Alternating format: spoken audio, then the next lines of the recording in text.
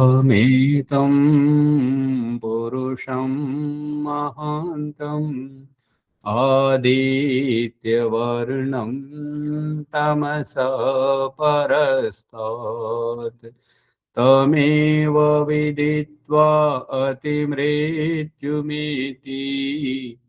नान्यः पन्था विद्यते येनाय नान्यः पन्था विद्यते येनाय।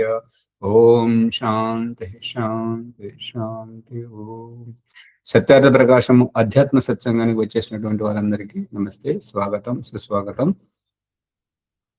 ఓం నమస్తే ఆచార్యజీ, సర్వేభ్యో నమః. నమో నమస్తే. ఓం నమస్తే ఆచార్యజీ, సర్వేభ్యో నమస్తే. సత్యార్థ ప్రకాశం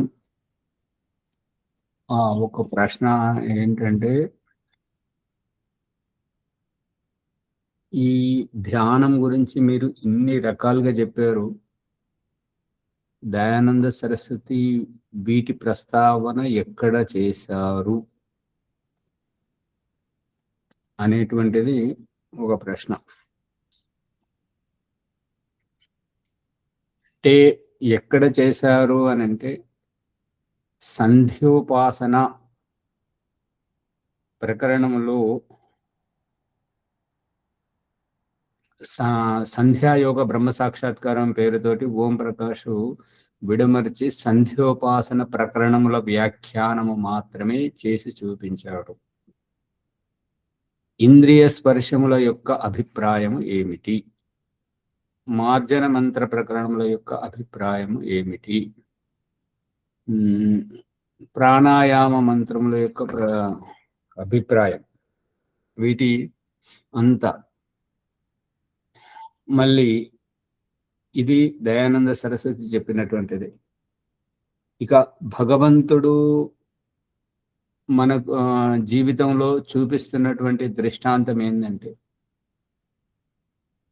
మన ప్రారంధం అనుసారంగా కర్మఫలం ప్రేరణతోటి మనం ఏదైనా క్రియలో పూనుకోజూడడం, అది మన తాపత్రయం. దాని నుంచి విరమింపజేసి వెనక్కు తీసుకురాజేస్తున్నది, వెనకకు పిలిపిస్తున్నటువంటిది భగవంతుడు. అందుకని ఇక్కడ ఓం ప్రకాష్ ద్వారా ఏదైతే చెప్పబడుతుందో దాదాపుగా ప్రమాణీకరించుకొని దృష్టాంతపూర్వకంగా మరియు వేదమంత్రాల ప్రమాణపూర్వకంగా దయానంద సరస్వతి వైదిక దినచర్య ఆధారంగానే చెప్పడం జరుగుతుంది. మరి ఇవన్నీ వేరే పండితులు ఎందుకు చెప్పలేదంటే అది వారిని అడగండి. ఇంకా ఎక్కడ ఏ పుస్తకాలు లేదు అని అంటే ఆ పుస్తకాల మరి వారికి తెలిసినంత వరకు వారు వ్యక్తపరిచారు. తెలియని విషయాన్ని చెప్పమంటే ఎలా చెప్తారు? అందుకని సత్యమును గ్రహించండి, అసత్యమును వదిలేయండి, ఇంత అయితే చెప్పగలను. అర్థమవుతుందా? ఇంకా ఓం ఆచార్య గారు, ప్రారబ్ధాన్ని ప్రక్షాళితం చేసుకోవడం అంటే అంటే కన్నులు లేని వాళ్ళు కూడా జీవిస్తున్నారు, మూగవాడు కూడా మాట్లాడుతున్నాడు, భగవంతుడు ఇంద్రియాలను తీసుకొని వారిని జీవింపజేస్తున్నాడు, అంతేనా ఆచార్య గారు? ఓం. అవును, సువర్చలమ్మ గారు విషయము ప్రస్తావన చేస్తూ పారితోషికం పొందడం కాదు, పొందడం కోసం ఎదిరి చూడడం, వేచి చూడడం, దీనిని అక్రియ అంటారు. క్రియ నుంచి నివృత్తి కావడమే. శ్యామలయ్య గారు, క్రియ చేసి సంతోషపడడం అక్రియ కాదు. అది మంచి అయిందో చెడైందో చేసేటువంటి మనకు తెలియదు. దాని పరిణామం పరమేశ్వరుడు ఇస్తుంటాడు. కాబట్టి ఈ రహస్యంనే భగవద్గీతలో శ్రీకృష్ణుడు చెప్పాడు, కర్మణ్యేవాధికారస్తే మా ఫలేషు కదాచన. నీకు కర్మ చేయడంలోనే అధికారం ఉన్నది, కానీ దాని ఫలము ఆశించడంలో ఎటువంటి అధికారం లేదు అనేటువంటిది అభిప్రాయం. ఇది యజుర్వేదం 40వ అధ్యాయం 2వ మంత్రంలో చెప్తున్నటువంటిది ఏంటంటే, కుర్వన్నేవేహ కర్మాణి జిజీవిషేచ్ఛతం సమాహ. నీవు బ్రతికిన నాళ్ళు 100 సంవత్సరాలు గాని ఆ పైబడి గాని నువ్వు కర్మ చేస్తూనే నువ్వు జీవించు. నిష్కర్మ నిష్కర్మగా అంటే ఏ కర్మ చేయకుండా పని పాట లేకుండా నువ్వు ఉండడానికి వీలు లేదు అని భగవంతుడి సందేశం. అంతేగాని సంతృప్తి పడడం అనేది కాదు. సంతృప్తి మనమే పడితే మరి దేవుడి యొక్క ఉద్దేశం ఏంటి? తల్లిదండ్రుల యొక్క ఉద్దేశం ఏంటి? గురువు యొక్క ఉద్దేశం ఏంటి? శాస్త్రం యొక్క ఉద్దేశం ఏంటి? ఈ యొక్క శాసకుల యొక్క ఉద్దేశం ఏంటి? పోలీస్ స్టేషన్ ఉద్దేశం ఏంటి? జడ్జి తీర్పు, జైలు యొక్క ఉద్దేశం ఏంటి? అందుకని మన అధీనంలో ఉన్నది కర్మ చేయడం వరకే. లక్ష్మణ గారు అడగండి, ఏదో అడుగుతున్నారు. ఉమాచార్య గారు, అంటే విద్యార్థి పరీక్ష రాసి ఫలితాన్ని ఎదురు చూడటం కాకుండా మరి ఆ ఫలితాన్ని పొందినప్పుడు కూడా అక్రియనే అవుతుంది కదా చదివి గారు, పాస్ అవ్వడము ఫెయిల్ అవ్వడం. ఓం పరిణామాన్ని పొందినప్పుడు దాన్ని ఆ పరిస్థితి నుంచి, పరీక్ష రాసేటువంటి అవస్థ నుంచి తరించిపోతున్న ఆనందం, ఆ తరగతిని జవదాటిపోతున్నటువంటి ఆ సంవత్సరం అంతా ఆ తరగతిలో ఉన్నటువంటి వాడు ఇప్పుడు ఆ పరిస్థితిని దాటి ముందుకు పోతున్నాడు. ఆ ఆనందం పరిణామం. పరిణామం వేరు, అక్రియ వేరు. అది. ఓం ధన్యవాదాలు సార్.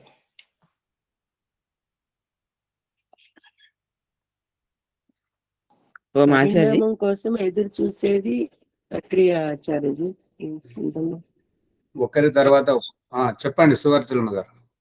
అదే పరిణామం కోసం ఎదురు చూడటమే అంటే వేటి అనేటటువంటిది అక్రియ అంటారా?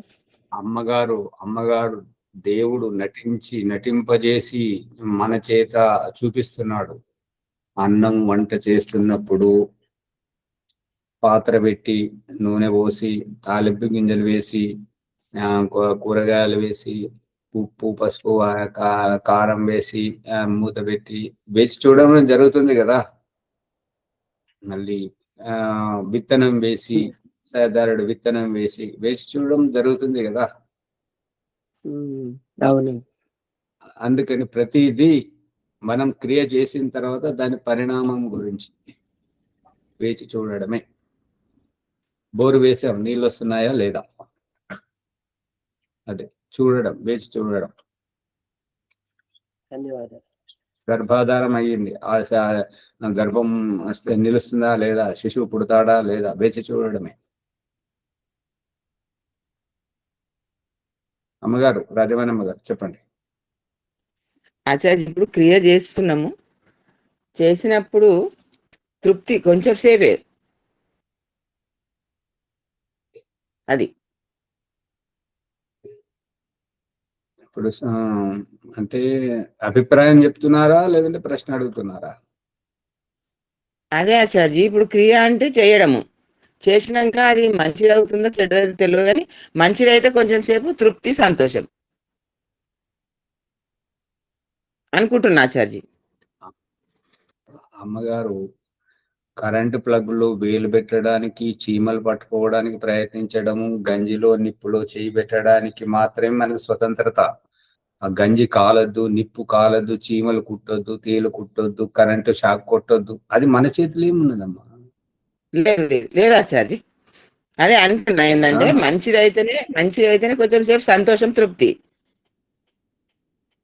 అవును. అదే ఇప్పుడు ఒక గురువు గారు పాఠంలో చెప్పింది ఏంటంటే అందరూ మంచి పనులు చేయాలి, పరోపకారం చేయాలి అని చెప్తే మరుసటి రోజు 3 విద్యార్థులు లేచి నేను మంచి పని చేశాను అంటే, ఏం పని చేశావు అంటే, ఒక కనపడని ఆవిడను నేను రోడ్డు దాటించాను అని చెప్పేసి అన్నాడు. చాలా మంచి పని చేశావు. మరి నువ్వేం పని చేసావని రెండో అడిగితే వారు రోడ్డు దాటలేక భయపడుతుంటే వారిని నేను చేయి పట్టుకొని దాటించాను అని చెప్పారు. చాలా మంచి పని చేశావు. 3వ అతన్ని ఏం పని చేశావు అని అడిగితే వారు అసలు ఆ అక్కడ పోవాలనుకున్నారు కానీ పోతలేరు. కాబట్టి మేము ముగ్గురం కలిసి దాటించాము అని అంటే, ముగ్గురు కలిసి ఒక ఆవిడని దాటించారు. మరి ఆవిడేమన్నది అని అంటే, ఆ రోడ్డు దాటిన తర్వాత డబ్బులు అడిగింది. డబ్బులు మేము ఇవ్వకపోతే ఈ మాత్రం దాన్ని నేను దాటలేనా, మీరేం దాటించారు అని చెప్పేసి మళ్ళీ వెనక తిరిగి వచ్చింది. అర్థమైందా లేదా? దీని అంతరార్థం అర్థం అంటే కాలేదు ఆచార్య గారు. కాలేదు, నటనేమనిపించింది ఆచార్య. ఆ అమ్మా పట్టుకున్నారు. నటన. మనం ప్రతి ఒక్కరు పేదవారు భిక్షుకులని మనము దయ చూపి ఏదో ఇస్తుంటాం కదా, వాళ్ళు ఏమంటారు, ఈ పైసలేనా దీనికి వస్తుంది అని చెప్పేసి అంటుంటారు కదా. అంటారు ఆచార్య, ఇది ₹1 ఇచ్చుడు అంటారు. అది ఈ ₹1 ఏమొస్తుంది, ఛాయ్ కూడా రాదంటారు. ఆ రకంగా అని అంటే వాళ్ళు నటిస్తుంటే వీళ్ళు కూడా నటించి ఆమెను బలవంతంగా రోడ్డు దాటించారు. ఆమె ఉద్దేశం ఏంది, నాకు డబ్బులు కావాలి, నాకు డబ్బులు ఇవ్వండి అని. మా డబ్బులు ఇవ్వాలి మరి, లేకపోతే ఈ మాత్రం నేను రోడ్డు దాటలేనా, మీరు దాటించాల్సి అంటే ఇది నటన. నటన. అర్థమైందా లక్ష్మణ్ గారు? అర్థమవుతుంది ఆచార్య గారు. ఓం.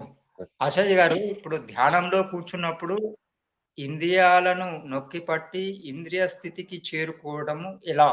మరి తనను తాను తెలుసుకోవడమే అక్రియా ధ్యానమా? ఓం. ఇప్పుడు నొక్కి పట్టడం నొక్కి పెట్టడం అర్థం కాలే. నొక్కి పట్టడం అంటే అర్థం కాలే. అంటే ఇంద్రియాలతోని పని చేయకుండా వాటిని నిలిపి ఆత్మస్థితి. నొక్కి పట్టడం అంటే అనేకంటే స్తంభింపజేయడం. కళ్ళకు చూసే సామర్థ్యం ఉన్నా కళ్ళు మూసుకొని చూడకుండా ఉండడానికి ప్రయత్నించడం.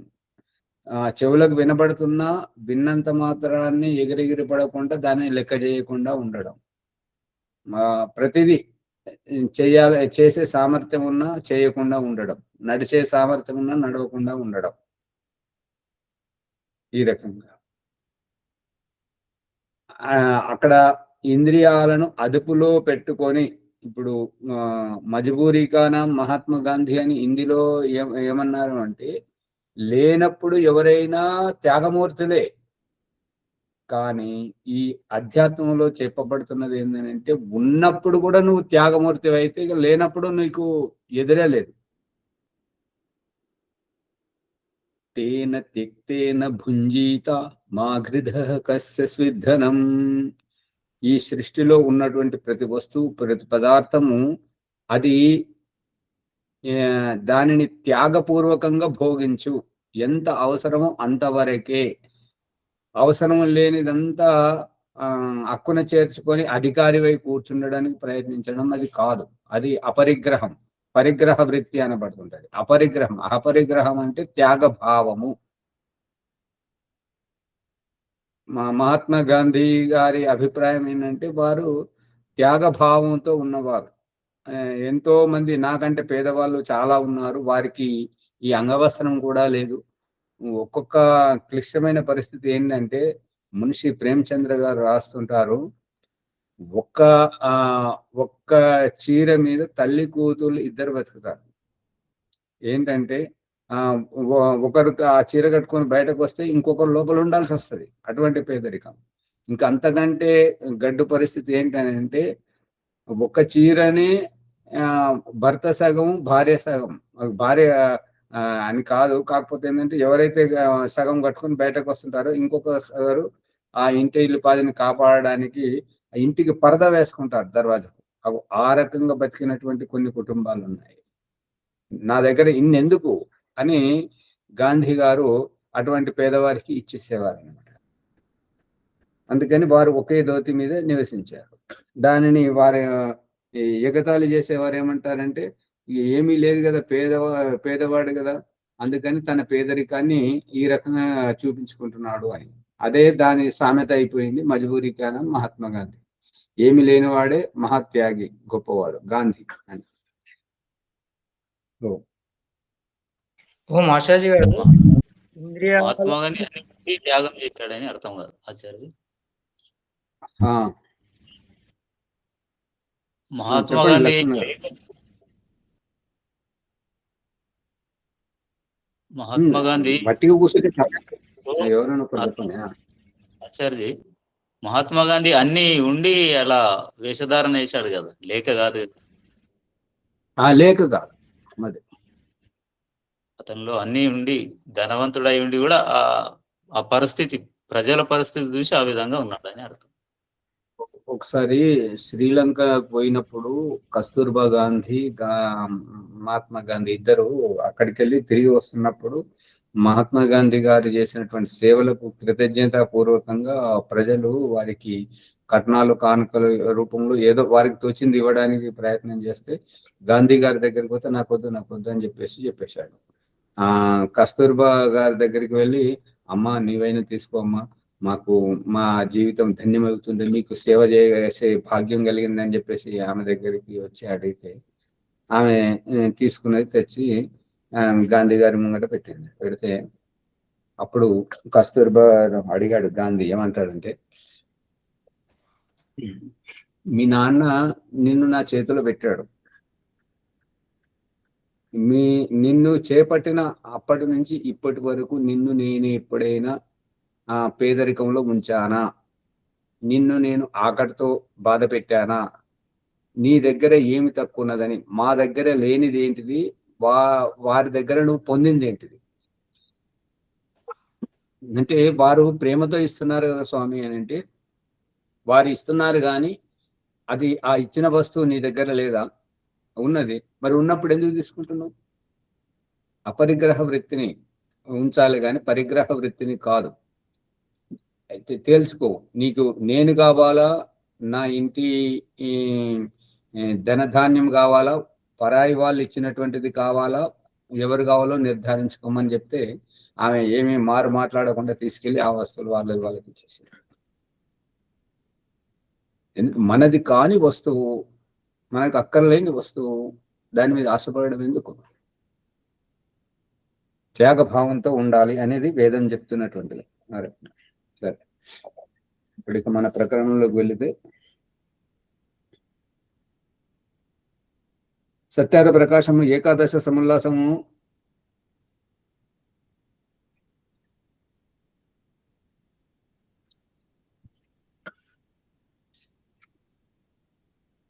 మూర్తి పూజ అగరత అయిపోయింది కదా. సాకారము మనసు స్థిరపడదు ఆచార్య. అదే సాకారంలో మనసు స్థిరపడదు, అక్కడి నుంచి కావాలి. అదే 273వ పుటలో చూడండి ప్రశ్న, సాకార పదార్థమున మనస్సు స్థిరమగును అని ప్రశ్నకర్త చెప్తున్నాడు. ఏంటి అంటే, మనస్సును ఇప్పుడు యోగ గురువులు చెప్పేటువంటిది ఏంటంటే, కళ్ళు మూసుకొని నిటారుగా కూర్చోండి, వెన్నెముక చక్కగా పెట్టండి, ఇప్పుడు ఈ ప్రాణాయామం చేసుకుంటూ మనసులో మీ ఇష్టదేవుని తలుసుకోండి. ఈ ఇష్టదేవుని చుట్టే వాళ్ళు తిరుగుతుంటారు అన్నట్టుగా. అది అందు గురించి అక్కడ స్థిరం అవుతుంది అనేది అభిప్రాయం. నిరాకారమున స్థిరమగుట కఠినము కావున మూర్తి పూజ ఉండవలసినదే అనేది ప్రశ్నకర్త యొక్క అభిప్రాయం. దానికి దయానంద సరస్వతి సమాధానం చెప్తున్నాడు. చూడండి ఉత్తరం. సాకార పదార్థమున మనస్సు ఎప్పుడు స్థిరపడజాలదు. సాకార పదార్థమున మనస్సు ఎప్పుడు స్థిరపడజాలదు. ఎలా స్థిరపడుతుంది? దానికి ఆకారానికి ఆకారమే శాశ్వతం కాదు. నిన్న గీసింది వల్ల చెదిరిపోతుంది, నిన్న చెక్కింది వల్ల ఇరిగిపోతుంది, పాడైపోతుంది. ఇది గంట క్రితం ముట్టించిన దీపం ఇప్పుడు అది చూస్తుంది. అంటే రూపానికి స్థిరత లేనప్పుడు రూపం మీద మనస్సు ఎలా నిలకడగా ఉంటుంది? అందుకని స్థిరపడజాలదు. కారణం ఏమన్నా, సాకార పదార్థమును మనస్సును శీఘ్రముగా గ్రహించి దాని ప్రతి అవయవము నందును తిరుగును. అంటే ఇప్పుడు యోగ గురువు ఆధ్యాత్మికంలో ఏమని చెప్పాడు అంటే, మనస్సు ఎక్కడ పెట్టాలి గురువు గారు అని అంటే, నీ ముక్కు కొసపైన పెట్టండి. నా ముక్కు నాకు కనబడదు కదా, నేను ఎలా పెట్టాలి అని అంటే, నీ భార్యను ముందు కూర్చుండి పెట్టుకొని ఆమె ముక్కు మీద నువ్వు ధ్యానం చేయి, నీ ముక్కు కొసపైన ఆమె ధ్యానం చేస్తుంది అని. ఇంకొక అతను అన్నాడు, మరి నాకు పెళ్ళే కాలేదు, నేనెవరి ముక్కు మీద ధ్యానం చేయాలని అన్నాడు. అంటే ఆ రకంగా ఇప్పుడు కనపడేటువంటి రూపము మీద చేస్తే మనం విక్షిప్తం అవుతామే కానీ స్థిరత్వం అనేటువంటిది మనకు కలగదు. ఇప్పుడు ముఖము చూసిన తర్వాత ముక్కు కోసపైన ధ్యానం చేసి కళ్ళను, ముఖమును, పెదవులను చూడడం, ముఖాన్ని ఎంత చూడడం, ఈ రకంగా ఇంకొక అవయవాలను ఇప్పుడు విగ్రహాన్ని చూసినప్పుడు ఆ ముక్కు పుడక చూడు ఎలా ఉందో, స్వామి కిరీటం చూడు ఎలా ఉందో, కిరీటానికి ఉన్నటువంటి రత్నాలను చూడు అనేటువంటిది విక్షిప్తమైపోయి మనసు అంతటా తిరుగుతుంటది ఇతర అవయవాల మీద, కాబట్టి స్థిరముగా ఉండదు. పూర్తి అయిన తదుపరి మరి యొక్క పదార్థమునకు పరిగెడును. అంటే ఇక ఈ విగ్రహాన్ని చూసిన తర్వాత ఇక దాంట్లో మనసొప్పది కాబట్టి ఇంకొక ఇంకొక విగ్రహం, ఇంకొక రూపం, ఇంకొక ఆకృతి దాని వైపు పరిగెడుతుంది. నిరాకార పరమేశ్వరుని గ్రహించుటలో మనస్సు తన సామర్థ్యము నంతటిని ఉపయోగించి ఎంత పరువిడినను కాదు పరిగేడినను గీ ఉండాలి, వి కాదు, దాన్ని సరి చేసుకోండి. ఎంత పరిగెడినను అంతయు కనజాలదు, అంతము కనజాలదు. అంటే ఎంత పరిగెత్తినా సరే ఇది అబ్బా అయిపోయింది ఇక పరిగెత్తకూడదు అనేది ఉండనే ఉండదు. దాని తర్వాత ఇంకొకటి కొత్త రకం. అందు గురించి దానికి అంతు అదుపు అనేది ఏమి ఉండదు. పరమేశ్వరుడు నిరవయవుడు అంటే అవయవములు లేనివాడు. అవయవములు లేని కారణంగా పరమేశ్వరుడు నిరాకారుడు, నిరవయవుడు కాబట్టి అంగరహితుడు అగుట వలన అందు చంచలమై తిరుగాడు అవకాశము లేదు. అవయవమే లేనప్పుడు, పట్టుకే రానప్పుడు పరిగెట్టడం ఎక్కడ ఉంటుంటది? పట్టుకుంటే కదా పరిగెట్టేటువంటిది. కానీ అతని గుణకర్మ స్వభావములను గూర్చి విచారించుచు ఆనందమున మగ్నమై స్థిరపడను. ఆ యొక్క ఆనందం, ఆ యొక్క పరమేశ్వరుని యొక్క అనుభూతిని మనము వ్యావహారిక జీవితంలో చవి చూసినప్పుడే ఆ ఆనందం అనేటువంటిది కలుగుతుంటది. కృతజ్ఞతా భావంతో హృదయం ద్రవించి మనసు ఉప్పొంగి నతమస్తకం అవుతుంటుంటది. ఆ అనుభూతిని పొందగలగాలి. అంతేగాని శోభమ్మ గారిలాగా ఇంట్లో దేవుని గుడి కట్టించుకొని మరి ఇంట్లో కూడా పూజ చేయకూడదా అని అంటుంటది కదా, అలా కాదు. ఇంట్లో అమ్మగారు శోభమ్మ గారు ఇంట్లో ఉన్నవాడు ఏం చేస్తాడో తెలియదు. దొంగలు వచ్చినా బెదిరించాడు, మనం తప్పు చేస్తున్నా బెదిరించాడు, ఏది చేసినా ఏమన్నాడు. కానీ మన లోపల ఉన్నటువంటి వాడు తప్పు చేస్తుంటే వద్దు బిడ్డ తప్పు చేయొద్దు అని భయపెడుతుంటాడు, బుగులు పట్టిస్తుంటాడు, చెమట పట్టిస్తుంటాడు. సామాజిక నేరం అయితే పోలీసులు పట్టుకుంటారు, పరువు పోతుంది, జైల్లో పెడతారు, ఇంతగా వణుకు పుట్టిస్తాడు. అదే మంచి పని చేస్తున్నప్పుడు ఉల్లాసం, ఉత్సాహం, ఆనందం పరవశింపజేయడం, పులకరింపజేయడం. అర్థమవుతుందా శోభమ్మ గారు?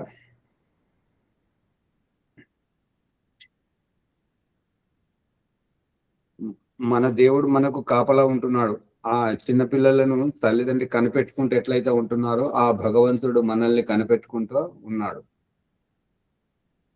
సాకారమున మనస్సు స్థిరమగు నెడల లోకమున ఎల్లరి మనస్సులు స్థిరములగును.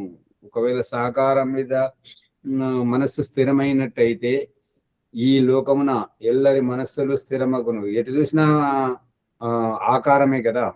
చెట్టు ఒక ఆకారం, గుట్టు ఒక ఆకారం, నది ఒక ఆకారం, పక్షి ఒక ఆకారం, పాము ఒక ఆకారం, మనిషి ఒక ఆకారం, అన్ని ఆకారములే కదా. అందరి మనసులు, ఎక్కువ మంది మనసులు స్థిరములవుతుండేవి. కారణమేమన జగత్తునందలి మనుషులు స్త్రీ, పుత్ర, మిత్ర, ధనాది సాకార పదార్థములందే చిక్కుబడి ఉండును.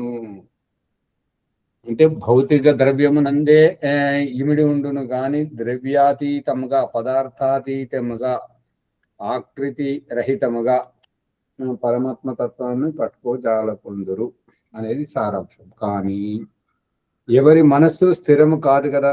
మరి వీటి యందు ఈ పదార్థములందు ఈ యొక్క వ్యక్తులందు ఎవరి మనసు స్థిరము అవటం లేదు కదా, కాదు కదా. నిరాకారమున లగ్నము చేయనంత వరకు అది స్థిరపడదు.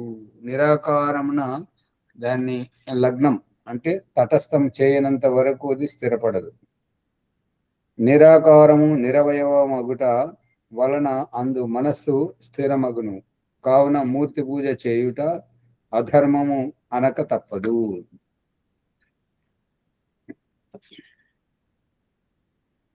సందేహ నివృత్తి. సందేహ నివృత్తి ఏంటంటే, ఇప్పుడు మూర్తి పూజ చేస్తే మనస్సు మూర్తి పూజ పూజ పూజ ఎవరిది? పూజ ఎవరిది? ఎవరు చెప్తారు? పూజ ఎవరిది? పూజ ద్వారా పూజ్యులవుతున్నది, తరించిపోతున్నది ఎవరు? దేహమా ఆత్మన? ఆత్మనే ఆచార్య. పూజ నాది, నేను తరించిపోవాలి ఆత్మను. ఇప్పుడు ఆ ఆత్మ మరి కన్నులు ఉన్నాయా? ఆత్మ కనబడుతుందా? కనబడదు కదా. కనబడని ఆత్మ కనబడే రూపమును ఎలా పట్టుకోగలదు? ఇప్పుడు అది దీపమే గాని విగ్రహమే గాని ఏదైనాను గాని ఈ కన్నులు అనేటువంటివి దేహానికి ఉన్నవి కదా. దేహానికి ఉన్నటువంటి కన్నులు దేహంలో ఉండి చూడలేవు, కానీ దేహి ఆ కన్నులతో చూడగలదు. చూసేటువంటి దేహికి రూపం అవసరం, కానీ ఆ కనబడేటువంటి ఆకృతి ఈ కన్నులకు అవసరం లేదు. ఇది ఎంతవరకు అవసరం లేదు.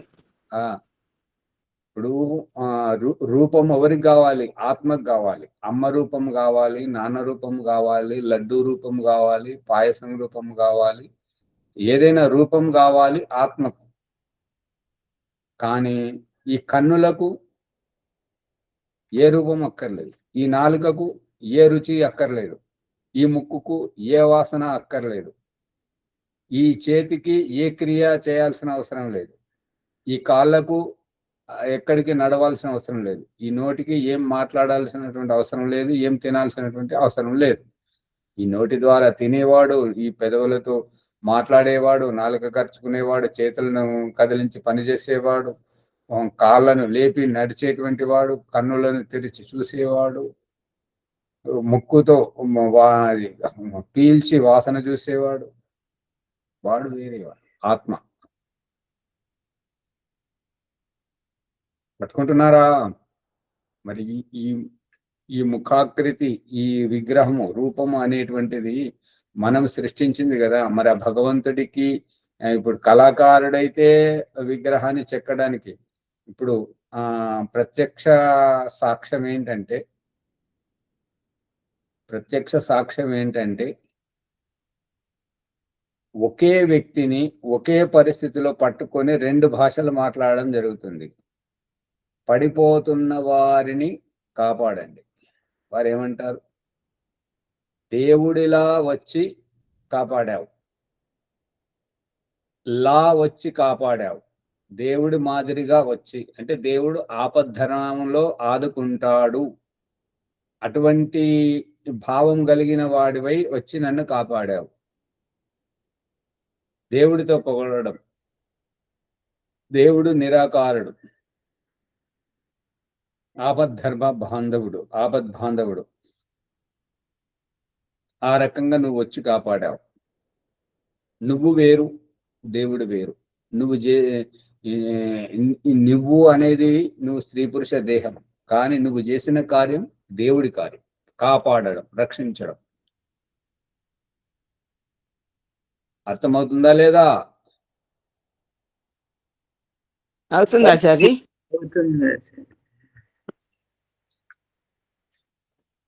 అందుకని ఈ మూర్తి పూజ దోషములను గురించి చూడండి. ఇప్పుడు అంతవరకు చెప్పినది మొదటి దోషం. అంటే ఇంతవరకు ఇప్పుడు చెప్పుకున్నదంతా మొదటి దోషం. ఇక రెండవది, మూర్తి పూజలలో కోట్ల కొలది రూప్యములు మందిర నిర్మాణమున వెచ్చించి దరిద్రులగుదురు, అందు ప్రమాదము కూడా జరుగును.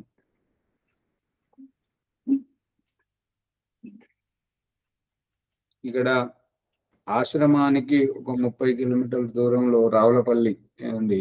ఆ రావులపల్లి కాడ ఒక అతను చాలా సంపన్నుడు. తన సంపదనంతా వెచ్చించి ఎక్కడెక్కడికెళ్ళో నల్లరాళ్ళు అవన్నీ తీసుకొచ్చి ఆ గుడి కట్టాడు. గుడిలో విగ్రహం ప్రాణప్రతిష్ఠ చేశాడు. ఇక ప్రాణప్రతిష్ఠ చేసిన తర్వాత మరి పూజించడానికి పూజారి కావాలి కదా. పూజారిని పెడితే అతను వేతనం అడుగుతున్నాడని కక్కుర్తిపడి ఆ గుడి కట్టించిన యజమానే పూజారిగా ఉండి పూజలు చేస్తున్నాడు. అర్థమవుతుందా?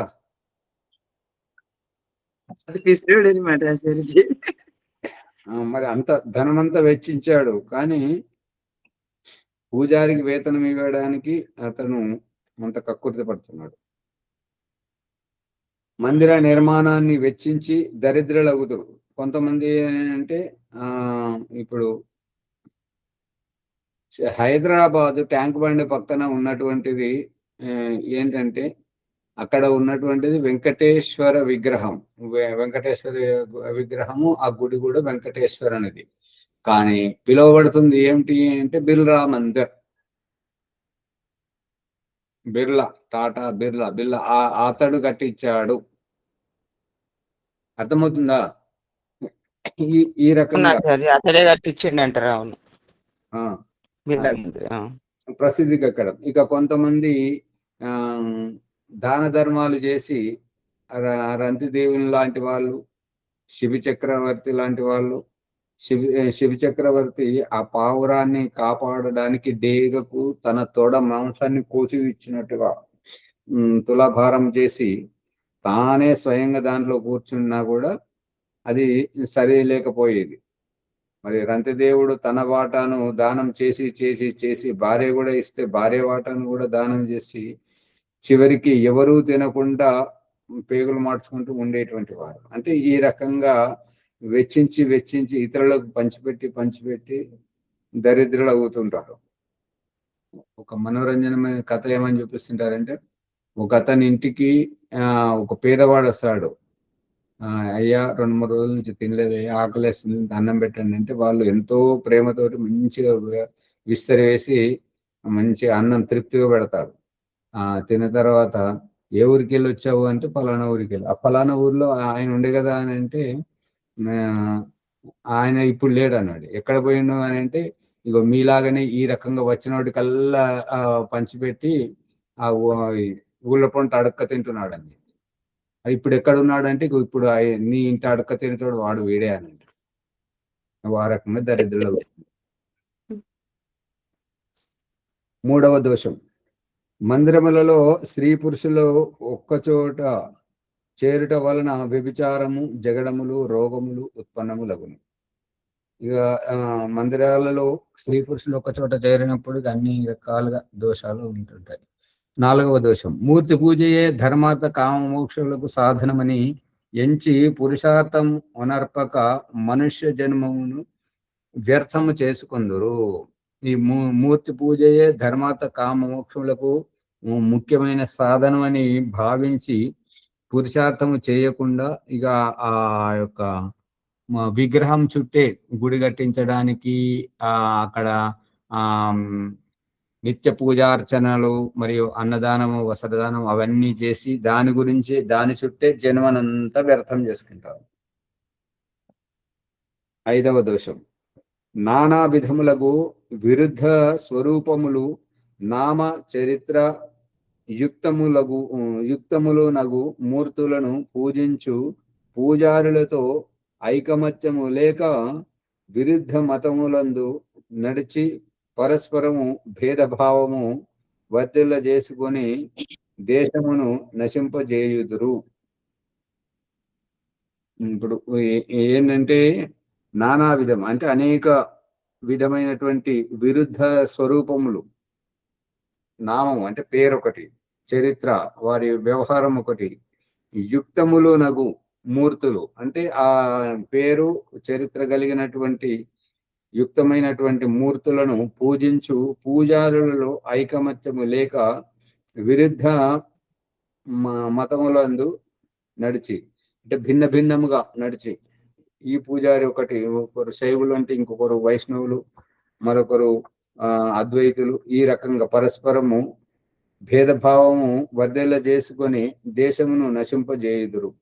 ఇప్పుడు హిందువులు బలపడడానికి కారణం హిందువులలో ఐకమత్యము లేక కాదు, ఈ హిందువులు మూర్తి పూజ చేస్తున్నారని కాదు, ఈ హిందువులలో కుల భేదభావాన్ని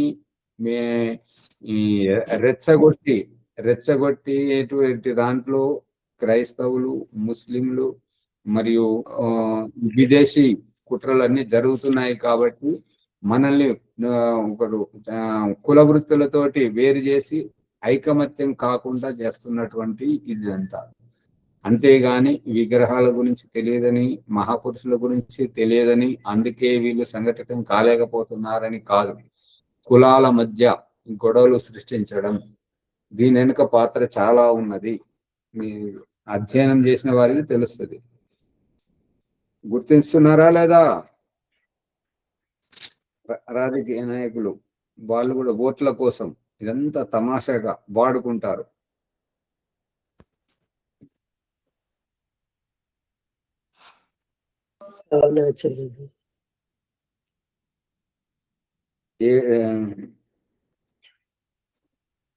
ఆరవది, మూర్తిపై ఉన్న విశ్వాసము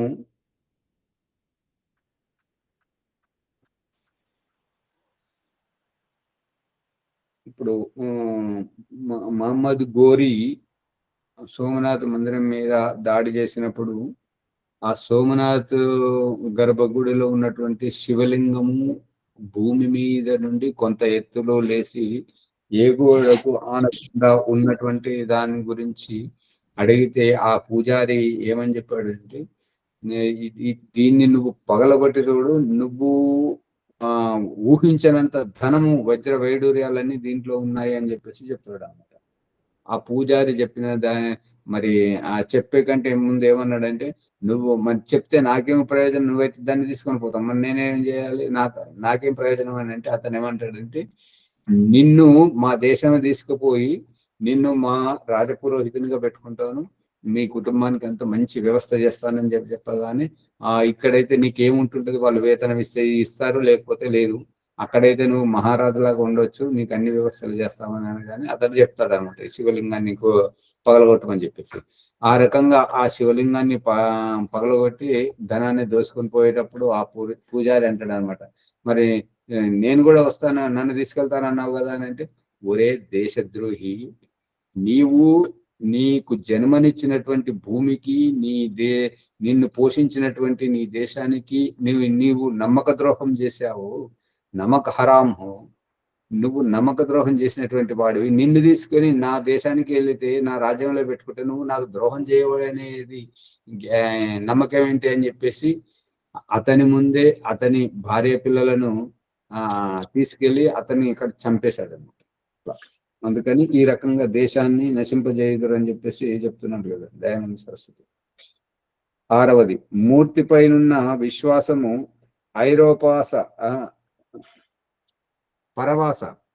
పరవాస మీద ఆధారపడి శత్రు పరాజయము నిజ విజయము కలుగునని సోమరులై కూర్చుందురు. ఇక్కడ సోమనాథుల దగ్గర అక్కడ జరిగింది అదే. ఇక వాళ్ళు ఏంటంటే, ఇప్పుడు మరి వేరే లింగం పెట్టిరా ఆచార్య, చూపిస్తారు కదంలా టీవీలల్లా ఫోన్లల్లా, ఏమనమ్మా వేరే లింగం పెట్టిరా? వేరే మళ్ళీ పెట్టారు కదా.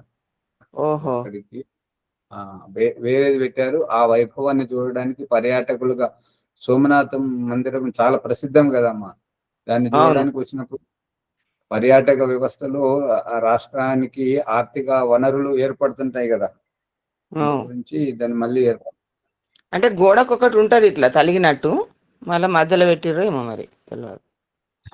అమ్మగారు అది ఇనుప విగ్రహం. ఇనుప విగ్రహము గుండెలలో అయస్కాంతం ఉంటది. ఆహా. అయస్కాంతం ఇనుమును ఆకర్షిస్తుంటది కదా.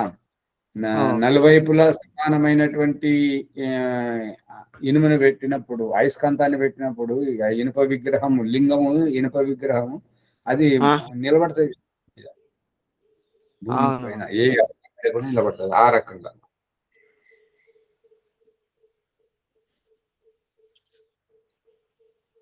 మూర్తి పైన ఉన్న అది అక్కడ ఏం జరిగిందని అంటే, ఆ సోమనాథ పట్టణాన్ని పాలిస్తున్నటువంటి రాజు వాడు మహమ్మద్ గోరి వస్తున్నాడు, దండెత్తుతున్నాడు. మీరు నాతో ఏకీభవిస్తే మనం అందరం కలిసి వాళ్ళను రాకుండా అడ్డుకుందాము అని చెప్పేసి ఆ రాజు చెప్తే, ఈ పూజారులు ఏమన్నారంటే, ఒరే నీ మీద మేమేందుకు ఆధారపడ్డా, ఆడు శివుడు కాలభైరవుడు వచ్చాడంటే గడగడలాడిస్తుంటాడు, వాడిని తొక్కి పడేస్తున్నాడు, చంపేస్తుంటాడు. శివలీలలు నీకు తెలియవా ఏంటి, నువ్వు మాకు చెప్తున్నావా, నీ అవసరం మాకు లేదంటారు అన్నట్టుగా. ఆ రకంగా పూజారులందరూ ఎవరు సహకరించకపోయేసరికి రాజు ఏం చేయలేకపోతాడు. చేయలేనిపోని కారణంగా అప్పుడు మహమ్మద్ గోరి వచ్చి దండెత్తి ఆ రకంగా చేస్తాడు. మూర్తి పైన ఉన్న విశ్వాసము ఐరోపా ఆయన పరవాస మీద ఆధారపడి, పరవాస మీద అంటే ఇతరుల మీద ఆధారపడి శత్రు పరాజయము నిజ విజయము కలుగునని సోమరులై కూర్చుందురు. ఇదే సోమనాథ మందిరంలో చేసినటువంటిది. అట్టి వారికి పరాజయము కలిగి రాజ్యము పరాధీనమగును. అటువంటి స్వార్థపరులకు పరాజయము కలిగి రాజ్యము పరాధీనమగును. స్వాతంత్ర్యము నశించును, సుఖ సంపదలు శత్రువుల పాలగును. తాము పరాధీనులై చాకలివాని గాడిదవలే శత్రువులకు వశులై చాకరి చేసి అనేక విధ దుఃఖముల పాలగుదురు. ఈ దోబికా కుత్త నా ఘర్కా నా ఘాట్కా. చాకలివాణి కుక్క, చాకలివాడు రేవుకు వెళ్ళేటప్పుడు తనతో పాటు ఆ కుక్కకు కూడా తీసుకెళ్తాడు అనమాట. తన తినే దాంట్లోని కొంచెం ఎక్కువ తీసుకెళ్తాడు అనమాట. తీసుకెళ్తే ఆ కుక్క తాను తిని ఆ కుక్కకు పెట్టేవాడు. ఇంకా ఆచార్య దోబిగా కుత్త కాదు, దోబిగా గదా నా ఘర్కా నా ఘాట్ కానే అంటారు. గద గాడిద, అవును, గాడిద అక్కడ ఇంటికి కాదు, ఇక్కడ రేవుకు రాదు అని రాదు అన్నప్పుడు దానికి సంబంధమే లేదు కదా. రాదు అని ఇప్పుడు ఆ గాడిద మీదనే కదా మాసిన బట్టలు తీసుకెళ్లేటువంటిది, ఉతికిన బట్టలు తీసుకొచ్చేటువంటిది. రాదు పోదు అని అంటే దాని ఎక్కడ కలుస్తుంది? తీసుకుపోతుంది ఆచార్య గారు అన్నారు అట్లని. గాడిద మీద తీసుకుపోతారు, తీసుకొస్తారు అని అన్నారు. అవును అన్నారు కాదు, చేసేవారు అలాగా. మీరు చూడలేదు అమ్మగారు? చిన్న మేము చూడలేదు ఆచార్య. మేమైతే మా ఊర్లో మస్తు చూసాం, గాడిద మీద తీసుకుపోతారు. చూడలేదు అంటుండ్రి అట్లా వాళ్ళ దగ్గర తీసుకుపోతారు. అదే తాను తిని ఆ కుక్కకు పెట్టేవాడు అనమాట. ఆ కుక్క ఏంటంటే వేరే కుక్కలతోటి అటు ఇటు ఆడుకుంటూ ఉండేసరికి భోజన సమయానికి రాలేదు. కుక్క లేదు, ఇంటికి పోయినట్టున్నది అని చెప్పేసి ఆ చాకలివాడు తాను తెచ్చుకునేది అంతా మొత్తం తినేస్తాడు. ఇక ఇంటి దగ్గర ఎవరు లేరు కదా, ఇల్లుని చూసి మళ్ళీ రేవుకి వచ్చేసరికి కుక్క వచ్చి చూసేసరికి ఏంటంటే వీడు తిని అది ఆ టిఫిన్ గిన్నెలు బోల్ వేస్తుంటాడు అనమాట. అమ్మ ఇక్కడ పెట్టలేదు, అయితే నాకు ఇంటికాడ ఏర్పాటు చేస్తుంటారని మళ్ళీ ఇంటికి ఉరుకుతాడు. ఇంటికి ఉరికేసరికి అక్కడ తాళం ఉంటుంది. ఇంటికి రేవుకి వచ్చేసరికి గిన్నెలు తిరిగి బోళ్ళు ఇచ్చిన గిన్నెలు ఉంటాయి. అందుకే నాకు ఘర్కా నాకు ఘాట్కా అని చెప్పేసి అక్కడికి వెళ్ళి ఈ సామెత పుట్టింది. అట్టి వారికి పరాజయం కలిగి రాజ్యము పరాధీనమగును, స్వాతంత్రము నశించును, సుఖ సంపదలు శత్రువుల పాలగును. తాము పరాధీనులై చాకలివాని గాడిదవలే. ఇక చాకలివాని గాడిదని ఇక్కడ శ్రీనివాస్ గారు చెప్పిందే రాశారు. శత్రువులకు వశులై చాకరి చేసి అనేక విధ దుఃఖముల పాలగుదవు. 7వ దోషం. ఎవడని ఒకనితో నీవు కూర్చుండు ఆసనము మీద గాని నీ నామము మీద గాని రాతి నుంచెదము. అంటే నువ్వు కూర్చున్న దాని మీద ఒక రాయి పెడతాం అని అతడు క్రుద్ధుడై కొట్టుటకై సిద్ధమగును. లేదా తిట్టుటకైనా ఆరంభించును. ఓం. ఈ భరవాస అంటే నమ్మకమా ఆచార్య? 6వ దాంట్లో భరోసా అనే పదానికి వచ్చే అర్థమే దానికి వస్తుందండి. ఇతరుల మీద ఆధారపడడం దానికి అర్థం. ఇది భరోసానా? భరోసా అనే పదానికి అది పరవాసం అనేది ఇతరుల మీద ఆధారపడడం అది. భరవాస అంటే అది భరోసా అన్నది పదమే శుద్ధంగా లేదు కదా. అవును, మరి ఇక్కడ అవును, భరోసా అనేది గుర్తు పదమే, కానీ రాసేది సరిగా రాయాలి కదా. అదే ఇది తప్పు, ఇది రాసింది భరవాస అని రాశారు. భరోసా అంటే నమ్మకం, ఒకరిని నమ్మడం అనమాట, పూర్తిగా సంపూర్ణంగా నమ్మడం ఒకరిని. నీ పైన భరోసా ఉంచి నేను ఈ పని చేస్తున్నాను, నన్ను అన్యాయం చేయకు అని అంటాం చూడండి ఒక్కొక్కసారి.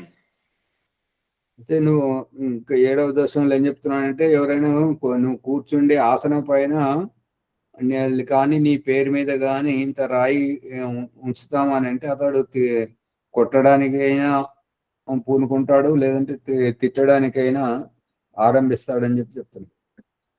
కోపం వస్తుంది కదా, నేను కూర్చుండే ఆసనం మీద నువ్వు రాయి ఎందుకు పెడతావు అని. అట్లే పరమేశ్వరుని ఉపాసన స్థానమైన హృదయము మీదను నామము మీదను పాషాణాది మూర్తులను ఉంచిన పరమేశ్వరుడు ఆ దుష్ట బుద్ధుల నేల నాశనం చేయడు. అంటే పరమేశ్వరుని నామము ఓంకారము, దాని స్థానంలో ఓం నమ శివాయ అని, పరమేశ్వరుని నిరాకార స్థానంలో శివలింగం కానీ ఇంకా విష్ణుమూర్తిది కానీ ఇంకా ఈ రకంగా ఆకృతులు ఏవైతే పెడుతుంటారో అటువంటిది దుష్ట బుద్ధి గల వారిని నాశనం ఎందుకని చేయడు అంటే వాళ్ళని నాశనం చేస్తాడు అనేది అభిప్రాయం. కాబట్టి ముందుకు తీసుకెళ్ళండి. ఓం సర్వేభ్యో నమస్తే. ఈనాటి సత్సంగ పాఠం సత్యార్థ ప్రకాశం ఏకాదశ సమోల్లాసం నుండి సాకారమున మనస్సు స్థిరపడదు అనే విషయాలు మనము దీంట్లో జ్ఞానాన్ని పొందుతున్నాం. భగవంతుడు మనల్ని నిరంతరం కనిపెడుతూనే ఉన్నాడు అనే విషయాన్ని తెలుసుకున్నాం. ఆ తర్వాత మూర్తి పూజ దోషములు, ఈ మూర్తి పూజ వలన ఎన్ని దోషాలు ఉన్నాయనేది విషయాలు తెలుసుకుంటున్నాం. మొత్తం 16 దోషాలు ఇక్కడ మనకు ఉన్నాయి. అందులో 7 దోషాల వరకు ఈరోజు తెలుసుకుందాం. ఇంకా మిగతాయి రేపటి సత్సంగంలో తెలుసుకుంటున్నాం. కాబట్టి ఈ విషయాలందరికీ అందించడానికై మనం ఎపిసోడ్ను లైక్ చేద్దాం, షేర్ చేద్దాం, సబ్స్క్రైబ్ చేసి గంట సింబల్ నొక్కి అందరికీ జ్ఞానాన్ని పంచాలని మనవి. ఈ విషయాలు అన్ని అందించిన ఆచార్య గారికి ధన్యవాదములు. ఇంకేమైనా సందేహాలుంటే కామెంట్ బాక్స్లో ప్రశ్న రూపంలో రాసి సందేహ నివృత్తి చేసుకోగలరని మనవి. నేటి వైదిక సంధ్య బ్రహ్మ సాక్షాత్కారం ఎవరున్నారో చేయించాలి. 2వ బ్యాచ్లో బాలరాజు గారు ఉన్నట్టున్నాడు, మరి వేరే ఎవరని చేయిస్తాను ఆచార్యజీ. ఓం నమస్తే భాగ్యలక్ష్మి గారు వైదిక సంధ్య. అందరికీ నమస్తే.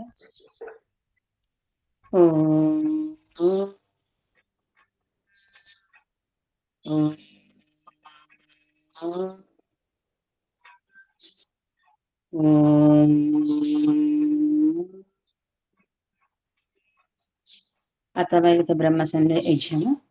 ఓం అమృతోపస్తరణమసి స్వాహా. ఓం అమృత అభిధానమసి స్వాహా. ఓం సత్యం యశః శ్రీర్మయ శ్రీః శ్రయతాం స్వాహా. ఓం షణ్ణో దేవీరభిష్టయా आपो भवन्तु पीतये शैन्योरभिस्रवन्तु नः.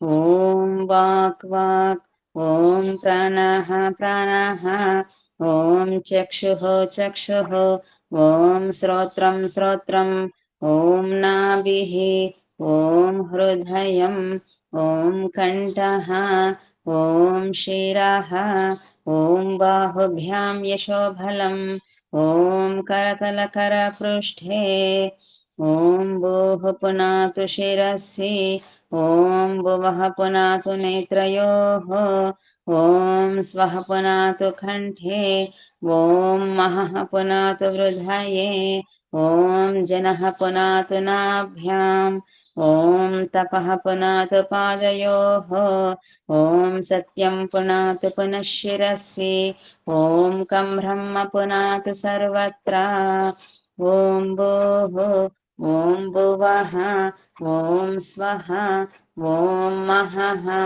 ॐ जनः ॐ तपः ॐ सत्यम् ॐ ऋतं च सत्यं चाभिधातपसोऽध्याध्यायत ततो रात्र्याध्यायत ततः समुद्रो अर्णवः ॐ समुद्रादर्णवादधि संवत्सरो अजायत अहोरात्राणि विदधतीश्वस्य मिषतो वशि ॐ सूर्याचन्द्रमसौ दाता यथा पूर्वमकल्पयत् दिवं च पृथिवीं च आन्तरिक्षमतो स्वः ॐ शन्नो देवीरभिष्टया आपो भवन्तु पीतये शन्योरभिस्रवन्तु नः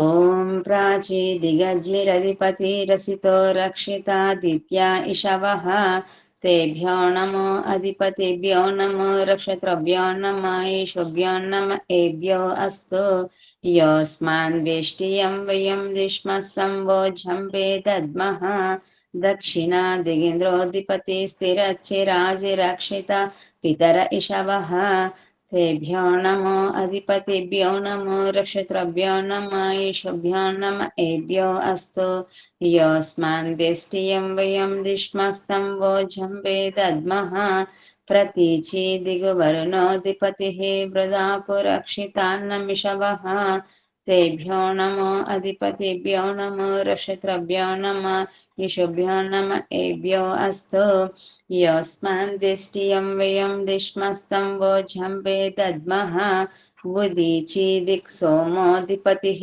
स्वजो रक्षिता शनिरिषवः तेभ्यो नमो अधिपतिभ्यो नमो रक्षत्रभ्यो नम ईशुभ्यो नम एभ्यो अस्तु योऽस्मान् वेष्टियं वयं दृश्मस्तम्भोजम्बे दद्मः ध्रुवादिग्विष्णुरधिपतिः कल्माषग्रीवो रक्षिता वीरुद इषवः तेभ्यो नमो अधिपतिभ्यो नमो रक्षत्रभ्यो नम ईशुभ्यो नम एभ्यो अस्तु वेष्टियं वयं दृश्मस्तम्भोजम्बे दद्मः गुरुद्वादिग्बृहस्पतिरधिपतिः श्वित्रो रक्षिता वर्षमिषवः तेभ्यो नमो अधिपतिभ्यो नमो रक्षत्रभ्यो नम ईशुभ्यो नम एभ्यो अस्तु योऽस्मान् वेष्टियं वयं दृश्मस्तम्भोजम्बे दद्मः ॐ जातवेदसे सुनवामा सोममरातीयतो निदहाति वेदः सनः पर्षदति दुर्गाणि विश्वा नावेवा सिन्धुं दुरितत्यग्निः चित्रं देवानामुदगादनीकं चक्ष्मुर्मित्रस्य वर्णस्याग्नेः आप्राध्या वा पृथिवी अन्तरिक्षं सूर्य आत्मा जगतस्तु षच्छा उदुत्यं जातवेदसं देवं वहन्ति केतवः दृश्ये विश्वाय सूर्यम् उद्वयं तमसस्परिस्वः पश्यन्त उत्तरं देवं देवात्रा सूर्यमगन्म ज्योतिरुत्तमम् तच्चक्षुर्देवहितं पुरस्ताचक्रमुच्चरत् पश्येम शरदः शतं जीवेम शरदः शतं शृणुयाम शरदः शतं प्रब्रवाम शरदः शतम् अदीनस्याम शरदः शतं भूयश्च शरदः शतात् ॐ शन्नो देवीरभिष्ठया आपो भवन्तु पीतये शन्योरभिस्रवन्तु नः ॐ भूर्भुवः स्वः तत्सवितुर्वरेण्यं भर्गो देवस्य धीमहि धियो यो नः प्रचोदयात् हे रक्षका सच्चिदानंद स्वरूपा జగతుత్పాదక దేవ, నీ దివ్య విజ్ఞాన స్వరూపం మేము నిత్యము ఉపాసింతుము. మాకు సద్బుద్ధులనిచ్చి సత్కర్మములు ఆచరించినట్లు అనుగ్రహింపము స్వామి. హే పరమేశ్వర దయానిదే, మీ కృప వల్ల జప ఉపాసనాది కర్మములను చేస్తున్న మేము ధర్మ అర్థ కామ మరియు మోక్షముల సిద్ధిని సత్వరంగా ప్రాప్తించినట్లు అనుగ్రహింపము స్వామి. ఓం నమః శంభవాయ చ మయోభవాయ చ నమః శంకరాయ చ మయస్కరాయ చ నమః శివాయ చ శివతరాయ చ.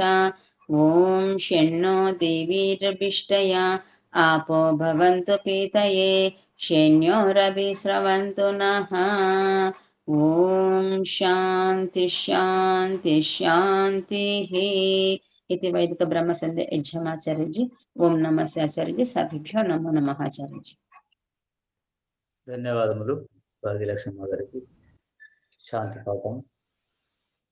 ఓం ద్యౌ శాంతి అంతరిక్షం శాంతి పృథివీ శాంతి ఆపశాంతి ఓషధయ శాంతి వనస్పతే శాంతి విశ్వే దేవా శాంతి బ్రహ్మ శాంతి సర్వం శాంతి శాంతిరేవ శాంతి సమా శాంతిరేధి.